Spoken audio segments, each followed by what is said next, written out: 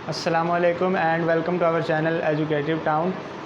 तो हमारी 9th class की मैथ है, इसके अंदर यूनिट नंबर 1 हमारा जारी है। आज हमने एक्सरसाइज 1.6 को स्टार्ट करना है। तो इस एक्सरसाइज के अंदर जो दो मेन चीज़ें हैं वो हैं क्रैमर्स रूल और मल्टीप्लिकेटिव इन्वर्स रूल। हमारे पास उन्होंने हमें कोई जो है इक्वेशन दी होंगी, दो इक्वेशन होंगी, उनको हमने पहले मैट्रिसेस की फॉर्म में लिखना है और फिर जो अभी मैंने आपको दो रूल्स बताए इनके मुताबिक उनको सॉल्व करना है। तो जो मल्टीप्लिकेटिव इन्वर्स का जो रूल जो होता है वो इस तरह होता है कि एक्स हमने फाइंड करना होता है और A inverse multiplied by B होता है। अगर देखा जाए तो जो इक्वेशंस होते हैं उनके हिसाब से ए एक्स के साथ मल्टीप्लाई हो रहा होता है, इस तरफ होता है बी। जो एक्स होता है ये हमने फाइंड करना होता है, तो ए जो होता है उस तरफ जाके इन्वर्स हो जाता है। ये हमारा इन्वर्स का रूल था। जो क्रैमर का रूल है उसके अंदर यानी जो एक्स होता है ना, इसके अंदर दो नंबर यानी दो चीज़ें होती हैं, एक होता है एक्स और एक होता है वाई। एक्स और वाई का ये एक मैट्रिक्स होता है। इसी तरह जो अब हम क्रैमर के रूल में हम करते हैं, एक्स की वैल्यू हमने फाइंड करनी होती है और वाई की वैल्यू फाइंड करनी होती है। एक्स की जब हम वैल्यू फाइंड करेंगे तो ए एक्स का मैट्रिक्स होगा, उसका हमने डिटर्मिनेंट लेना है, उसको हमने ए के डिटर्मिनेंट के साथ डिवाइड कर देना है। इसी तरह जब हम वाई की वैल्यू फाइंड करने जाएंगे तो ए वाई वाला मैट्रिक्स होगा, उसका हमने डिटर्मिनेंट लेना है और ए डिटर्मिनेंट के साथ उसको डिवाइड करना है। दोनों की वैल्यूज़ हमारे पास आ जाएंगी। तो एक्सरसाइज को स्टार्ट करते हैं। सबसे पहले हम क्वेश्चन को हम मल्टीप्लिकेटिव इन्वर्स के रूल के साथ सॉल्व करेंगे।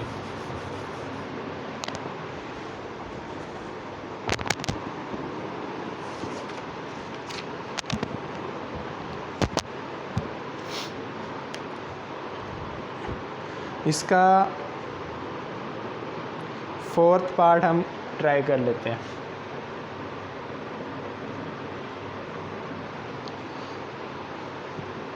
वो है 3x minus 2y is equals to -6। 5 second जो हमारे पास है वो है 5x minus 2y is equals to -10। तो हमने इसको अब इन्वर्स मेथड के ज़रिए सॉल्व करना है। तो सबसे पहले इनके हम मैट्रिसेस बना लेते हैं। जो हमारे पास वेरिएबल्स के साथ जो नंबर्स दिए गए हैं इनको हमने एक मैट्रिक्स में लिख लेना है, यानी ए मैट्रिक्स, इसका नाम होता है ए मैट्रिक्स, जिसका हमने इन्वर्स भी लेना है। तो उसके अंदर वेरिएबल्स के साथ वाले नंबर्स आ जाएंगे, यानी 3 -2 5 और -2। ये हमारे पास एक मैट्रिक्स है।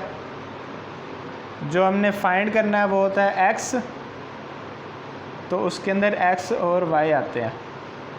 ये सेकंड मैट्रिक्स है। इसी तरह जो इक्वल के दूसरी तरफ जितने भी नंबर्स होंगे वो हमारे पास बी मैट्रिक्स होगा, -6 -10।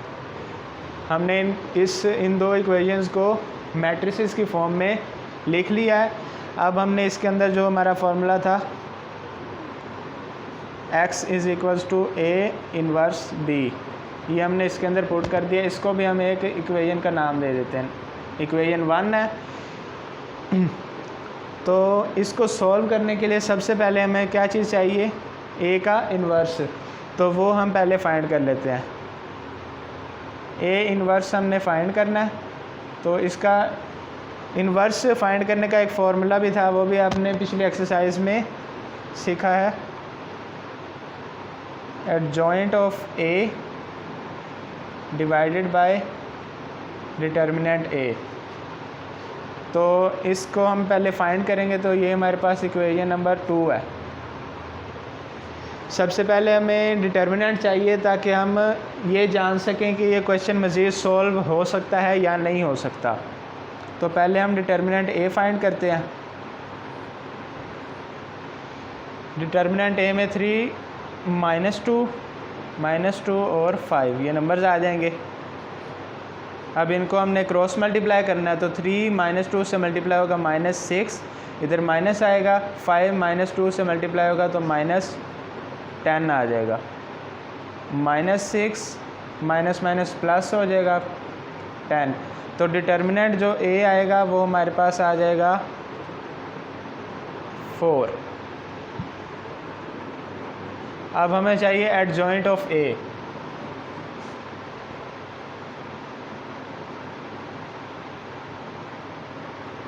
तो एडजॉइंट में हमने क्या करना था, जो हमारे पास डायगोनल एलिमेंट्स हैं इनकी हमने जगह चेंज करनी है और बकिया के हमने साइंस चेंज कर देना है। तो 3 की जगह पे -2 आ जाएगा और -2 3 यानी -2 की जगह पे 3 आ जाएगा, -2 आ जाएगा और यहाँ पे 3 और -2 है तो ये +2 हो जाएगा, +5 -5।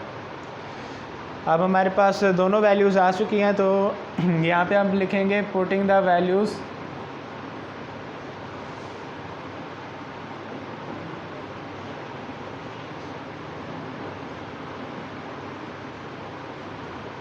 इन इक्वेशन नंबर्स 2। तो A inverse is equals to adjoint -2 +2 -5 और 3। इसको हमने डिवाइड करना है डिटर्मिनेंट A के साथ, तो वो हमारे पास क्या है 4। यहाँ तक भी ठीक है, इसको मज़ीद हम कर लेते हैं।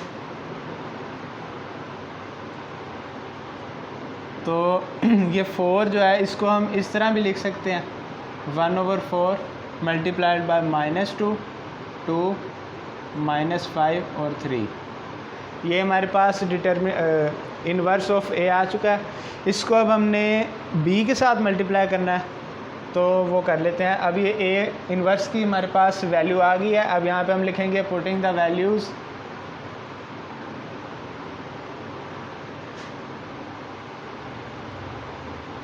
Value of A inverse in the equation number 1। तो यहाँ पे हम अब इसको पुट कर देंगे। x की जगह पे इसका मैट्रिक्स आ जाएगा, XY इज़ इक्वल्स टू, पहले ए इनवर्स है तो वो लिख लेंगे 1/4 -2 -5 और 3। इसके बाद V मैट्रिक्स है, वो हमारे पास है -6 और -10। अब हम पहले इन दोनों को मल्टीप्लाई कर लेंगे मैट्रिसेस को, जो आंसर आएगा उसके साथ हम 1/4 को मल्टीप्लाई कर देंगे।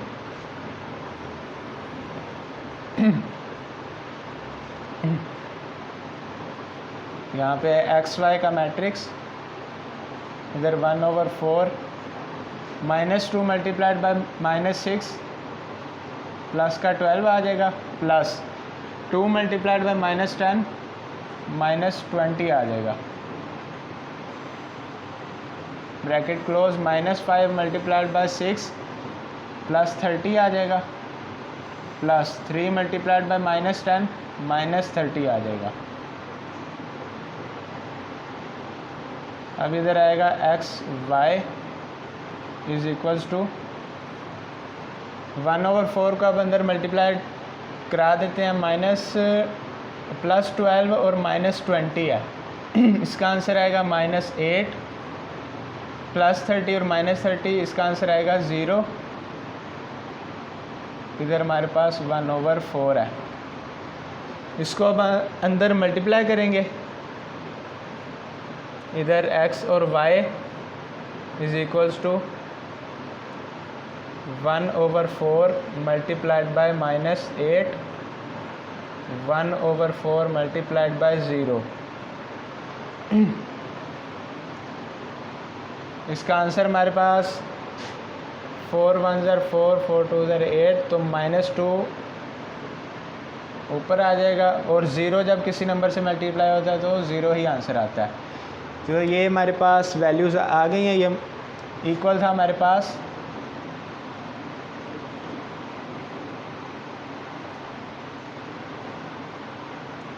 ये दोनों मैट्रिसेस आपस में इक्वल थे।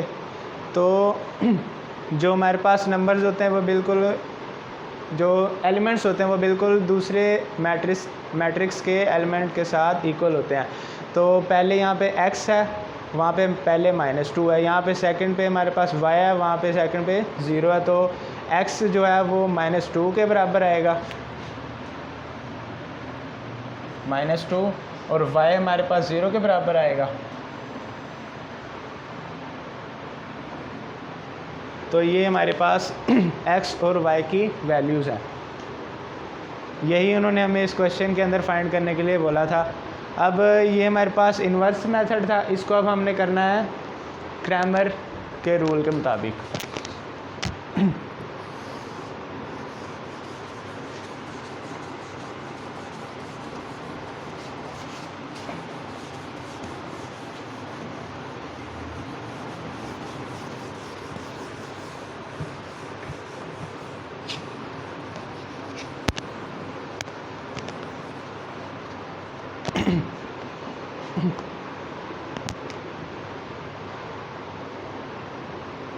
क्रैमर के रूल के मुताबिक जो x होता है वो हमारे पास determinant of A X over determinant A के इक्वल होता है, ये हमारे पास फर्स्ट इक्वेशन है। और जो y होता है वो होता है ए वाई का डिटर्मिनेंट ओवर ए डिटर्मिनेंट, ये हमारे पास सेकंड इक्वेशन है। तो उसके लिए हमें ए एक्स उसका डिटर्मिनेंट चाहिए। तो पहले हम ए एक्स मालूम करते हैं, वो कैसे आएगा। अगर ए एक्स होगा तभी जाकर हम उसका डिटर्मिनेंट भी ले सकते हैं। तो ए एक्स के अंदर जब ए एक्स आएगा तो जहाँ जहाँ एक्स वाले नंबर्स हैं, यानी एक्स वेरिएबल है, उसकी जगह पे हम बी वाला मैट्रिक्स जो इक्वल के दूसरी तरफ है वो हम पुट कर देंगे। तो यहाँ पे -6 और -10 आ जाएगा, और यहाँ पे जो बाकी नंबर्स है वो बिल्कुल उसी तरह आ जाएगा, -2 और -2। ये ए एक्स है। अब इसका हमने डिटर्मिनेंट लेना है। ए का डिटर्मिनेंट तो आपको पता है, जो हमने पहले भी फाइंड किया है, वो आपने इसके अंदर भी फाइंड करना है। जब आप क्रैमर में सॉल्व करेंगे तो उसमें भी अलग होगा और इन्वर्स वाले में भी अलग होगा। तो उसका जो डिटर्मिनेंट था वो 4 था। अब हमने ए एक्स का डिटर्मिनेंट लेना है, -6 -2 -10 -2।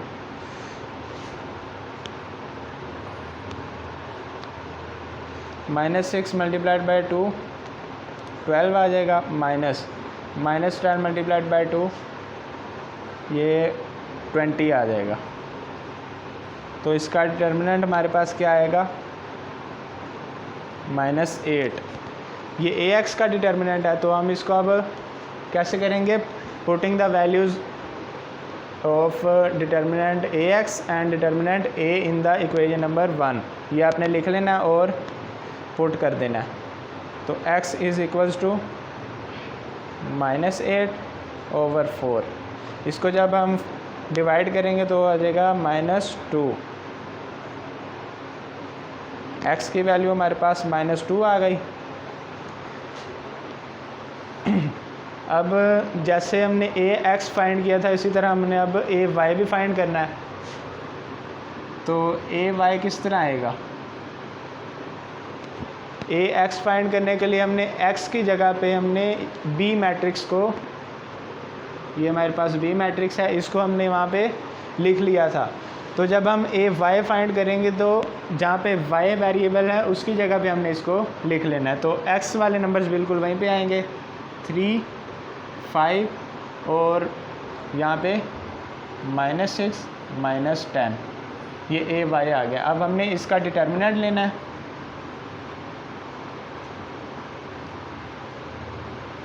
-6, 5 और -10।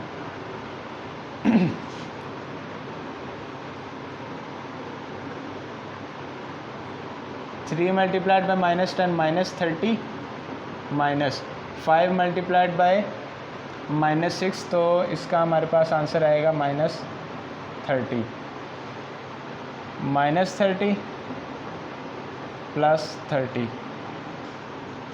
अब इसका आंसर हमारे पास क्या आएगा, 0। तो y के अंदर अब हमारे पास जो वैल्यूज़ आई हैं इनको हमने पुट कर देना, putting the values of determinant A Y and determinant A in the equation number 2। तो y हमारे पास बराबर आएगा ए वाई का डिटर्मिनेंट हमारे पास 0 आया और a का डिटर्मिनेंट हमारे पास 4 है। तो इसको डिवाइड करने से हमारे पास आंसर क्या आएगा 0। तो ये हमारे पास y की वैल्यू आ गई है। अब देखें -2x की वैल्यू और y की वैल्यू हमारे पास 0 है। जब हमने इसको इन्वर्स के मेथड से किया था तब भी हमारे पास यही वैल्यूज़ ही आई थी। इसी तरह इसके बाकी पार्ट्स भी क्लियर हो जाएंगे।